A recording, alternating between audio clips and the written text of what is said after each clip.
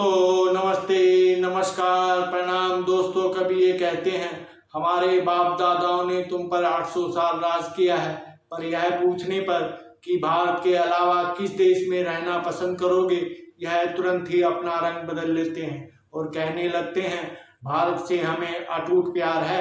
हम ना किसी मुस्लिम देश को जानते ना पहचानते। कभी ये कहते हैं पुलिस हटा लो, एक मुसलमान 10 हिंदुओं की हत्या कर देगा और हम 15 करोड़ हैं। हालांकि अब भारत में मुस्लिम जनसंख्या लगभग 30 करोड़ है। कभी ये कहते हैं भारत माता की जय नहीं बोलेंगे। कभी ये कहने लगते हैं तुम्हारा प्रधानमंत्री जिस लाल किले से भाषण देता है वह हमारे बाप दादाओं ने बनाया है। हालांकि लाल किला किसने बनाया है यह इतिहास के पन्नों में साफ तौर पर दर्ज है। बयान वही पुराने वाला प्रसिद्ध है जिसमें कहा गया था हम 15 करोड़ तुम 100 करोड़ पर भारी पड़ेंगे। लेकिन हिंदुओं की हिंदुस्तान में दुर्गति देखिए। इतने जहरीले भाषण देने के बाद भी कोर्ट ने इस महाशय को बरी कर दिया है। दोस्तों इनकी रैलियों में सार्वजनिक मंचों से पाकिस्तान जिंदाबाद के नारे भी लगाए जाते हैं और इनके समर्थक अल्लाहू अकबर का नारा देते हुए उस पर तालियां भी पीटते हैं। हम बात कर रहे हैं दो भाइयों के जोड़े की, जिसे आप दो जहरीले कीड़े का जोड़ा भी बोल सकते हैं। हम बात कर रहे हैं ओवैसी खानदान के बारे में। इस खानदान के भाषणों में हिंदुओं के प्रति नफरत साफ देखने को झलकती है, पर यह नफरत आई कहां से और अब तक कैसे बनी हुई है। दरअसल इस खानदान का जहर की खेती बोने का इतिहास बहुत पुराना है। आज हम बताएंगे उसी इतिहास के बारे में, साथ ही यह बताएंगे कि इस खानदान के खून का रंग कैसा है और वीडियो को अंत तक देखने पर पता चलेगा कि यह किस खानदान और किस प्रजाति के लोग हैं। इन ओवैसी भाइयों की जहरीली पार्टी के बारे में जानने के लिए इतिहास को जानना जरूरी है और यह वो बातें हैं जो आम लोगों को जानने ही नहीं दी गई। दरअसल 1927 में हैदराबाद के निजाम के कहने पर एक दल का गठन किया गया और उस दल का नाम रखा गया मजलिस-ए इत्तेहादुल मुस्लिम लीग यानी MIM, और इसी MIM से ओवैसी की पार्टी AIMIM निकली। दोस्तों क्या आप जानते हैं इस MIM का मकसद क्या था? इसका मकसद था हैदराबाद रियासत का पूरी तरह इस्लामीकरण। जिन्ना ने इसी MIM से मिलकर हैदराबाद में पाकिस्तानी विचारों का खूब पालन पोषण किया और यहाँ तक पालन पोषण किया कि उस वक्त भारत के लिए यह सबसे बड़ी समस्या बन गया। तो यह तो बात हुई MIM की पाकिस्तान परस्त विचारधारा की, पर दोस्तों इसकी असली खूनी कहानी शुरू होती है 1944 में।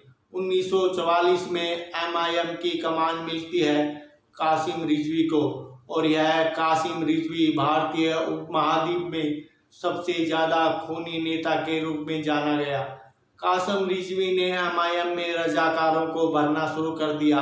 रजाकार का मतलब होता है कट्टर हथियारबंद मुस्लिम। इन रजाकारों का काम था हैदराबाद को अलग रखना या हैदराबाद को पाकिस्तान कहलवाना। इन रजाकारों को गुमान था कि मुसलमान हिंदुओं पर राज करने के लिए पैदा हुआ है। रजाकारों की 2 लाख की सेना ने हैदराबाद में लाखों हिंदुओं का कत्ल किया। दोस्तों आपको यह बात जानकर हैरानी होगी, जब सारा भारत आज़ाद हो चुका था तो हैदराबाद में हिंदुओं से जजिया कर वसूला जा रहा था और यह कर वसूल रहे थे MIM के कार्यकर्ता। यहाँ तक कि हैदराबाद से जो भी ट्रेन गुजरती थी उसमें हिंदुओं को पहचान कर कत्ल कर दिया जाता था और यह सब कर रहे थे MIM के कार्यकर्ता। इसी MIM से निकली है AIMIM जिसके अध्यक्ष हैं असदुद्दीन ओवैसी। खैर जब यह बात सरदार पटेल को पता चली तो उन्हें लगा कासिम रिजवी की वजह से हैदराबाद भारत से निकल जाएगा, तो उन्होंने पोलो ऑपरेशन के तहत हैदराबाद पर हमला कर दिया। ऑपरेशन पोलो के तहत रजाकारों की सेना 5 दिन तक भी नहीं टिक सकी। इसके बाद कासिम रिजवी को गिरफ्तार कर लिया गया और इसी के साथ टूटा कासिम रिजवी का घमंड और उसका भारत पर गजवाए हिंद करने का सपना।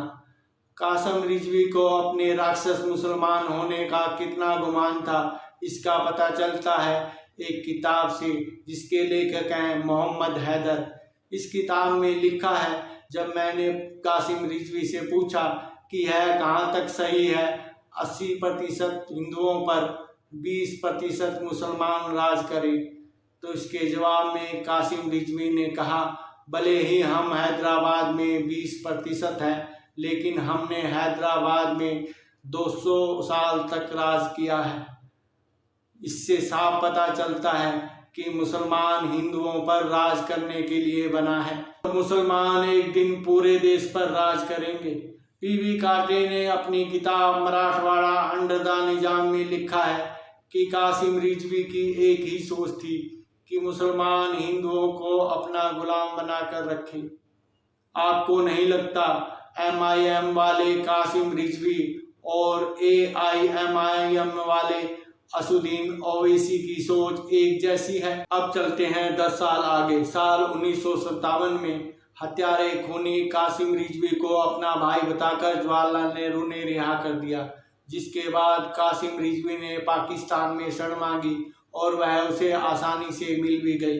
पाकिस्तान जाने से एक दिन पहले कासिम रिजवी ने MIM की बैठक बुलाई, जिसमें उसने अपने साथियों को बताया कि वह भारत छोड़ रहे हैं। अब उस मीटिंग में सवाल उठा कि अब MIM की बागडोर कौन संभालेगा, तो कासिम रिजवी ने अपने चेले जो उस समय वकील हुआ करते थे वासिद अब्दुल ओवैसी का नाम सुनाया। इस वासिद अब्दुल ओवैसी का पहला नाम तुलसीदास राम हुआ करता था और यह तलवार के डर से मुसलमान बन गया। यह आज के असुद्दीन ओवैसी का दादा जान था। दोस्तों, 15 जनवरी 1970 को पाकिस्तान के कराची में कासिम रिजवी तो गुमनाम मौत मर गया, लेकिन यह ओवैसी खानदान हैदराबाद में बरगद का पेड़ बन गया। साल 1957-58 में MIM की बागडोर संभालने के बाद अब्दुल वाहिद ओवैसी ने सिर्फ एक ही काम किया, MIM के आगे ऑल इंडिया जोड़ दिया और इस तरह बन गई AIMIM। अगर आप इस पार्टी की वेबसाइट पर जाएंगे और वहां सर्च करेंगे तो वहां लिखा है AIMIM का गठन 1958 में हुआ, जो सरासर सफेद झूठ है। वहां यह भी लिखा है, अब्दुल वाहिद ओवैसी को राजनीतिक कारणों और मुसलमानों के हितों की बात करने के लिए 11 महीने जेल जाने का सौभाग्य प्राप्त हुआ और इस काम में उसकी पूरी की पूरी अल्लाह ने मदद की। मैं इस बारे में पहले ही बता चुका हूँ कि अब्दुल वाहिद ओवैसी को 11 महीनों की जेल की सज़ा क्यों हुई। यह सरासर झूठ है जो इस पार्टी की वेबसाइट ने लिखा है।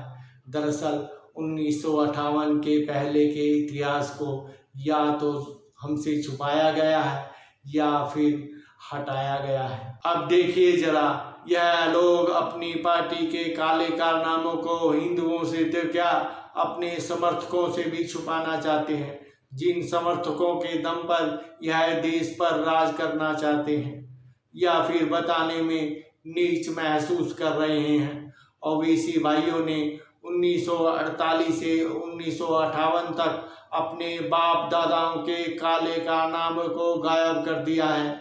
ओवैसी हमेशा कहते रहते हैं कि वह भारत में बराबर के हिस्सेदार हैं। इस मुद्दे पर बाकी मुसलमानों की बात तो बाद में करेंगे। अगर ओवैसी की बात है तो वह किराएदार है। जी हाँ, 100% किराएदार है, बल्कि उन्हें रोहिंग्या मुसलमान भी कह दे तो यह कहना भी वाजिब है, क्योंकि आज से 77 साल पहले इनके बाप दादाओं ने अपना हिस्सा मांग लिया था और हमने दे भी दिया था। 8,82,000 स्क्वायर मीटर का यह प्लाट, जिसमें नदियां बहती थी, हरियाली थी, उपजाऊ खेत खलियान थे और यह हाईवे के किनारे था, जिस किनारे पर यह दुकान भी खोल लेते तो संपन्न जिंदगी जीते। ऐसा प्लाट दिया था हमारे पूर्वजों ने इन नमक हरामों को। वहां से एक रास्ता मलेशिया, एक रास्ता मध्य पूर्व एशिया और एक रास्ता पाकिस्तान के आज के घनिष्ठ मित्र चीन की तरफ जाता था और यहाँ तक कि इस प्लाट के साउथ में सी फेसिंग थी, यानी कराची से दिखने वाला अरब सागर। ये तो एकदम मौके का प्लाट था, फिर भी ये वहाँ जाकर नहीं बसे। लेकिन जनाबे आली, ये किराएदारों वाला हाल आपने खुद कर लिया है। वैसे आपके उस प्लाट पर कराची वालों, लाहौर वालों और रावलपिंडी वालों गुंडों ने कब्जा कर लिया है, तो इसमें हिंदू क्या करे। और अपने भाषणों में यह मकान मालिक और किराएदार वाली बात ना करे तो अच्छा है, क्योंकि हरामजादे किराएदारों को तो हम अपना पहले ही बेशकीमती प्लाट दे चुके हैं। अगर यकीन ना हो तो याद कीजिए अपने बाप दादाओं की बातों को कि उन्होंने क्या मांगा था। लड़कर लेंगे पाकिस्तान, मर कर लेंगे पाकिस्तान, अंत तक लेंगे पाकिस्तान। तो भारत के गद्दारों को भारत छोड़कर तो जाना ही होगा। तो अगर आपको इस वीडियो से कोई जानकारी मिली हो और अगर आप चाहते हो कि इस जानकारी को ज़्यादा से ज़्यादा लोगों तक पहुंचाना चाहिए, तो वीडियो को शेयर ज़रूर कीजिएगा।